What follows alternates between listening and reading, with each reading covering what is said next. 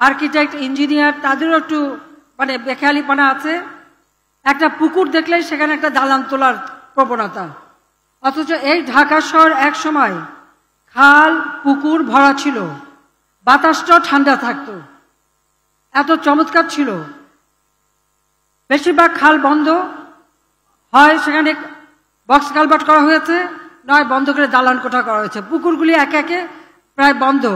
কাজে এগুলি এখন খালগুলি অনেকগুলি উদ্ধার করা হচ্ছে।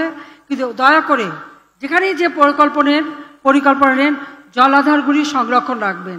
জলাধার সংরক্ষণ রাখলে বাতাসটাও পরিচ্ছন্ন থাকে, এত গরম হয় না, কারণ এত ইলেকট্রিক জিনিস ব্যবহার হয়, এত ওয়েব চলে মোবাইল ফোন থেকে শুরু করে সব ক্ষেত্রে, যার জন্য বাতাসটা পলিউশন হয়।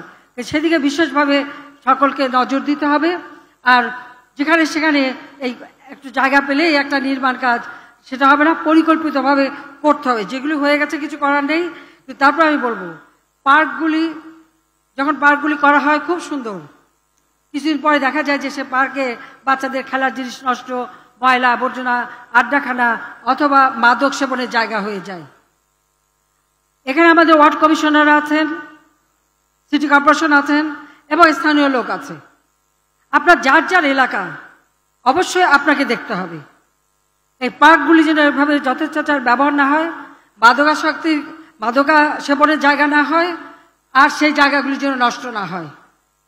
যার যার ওয়ার্ডের সৌন্দর্য বর্ধন, পরিচ্ছন্নতা এবং সেগুলিকে সুন্দর করা, এটা কিন্তু প্রত্যেকের দায়িত্ব। মনে রাখতে হবে জনগণ ভোট দিয়ে আপনাদেরকে নির্বাচিত করেছে, এই যে আপনার একটা দায়িত্ব এই কাজগুলি করার।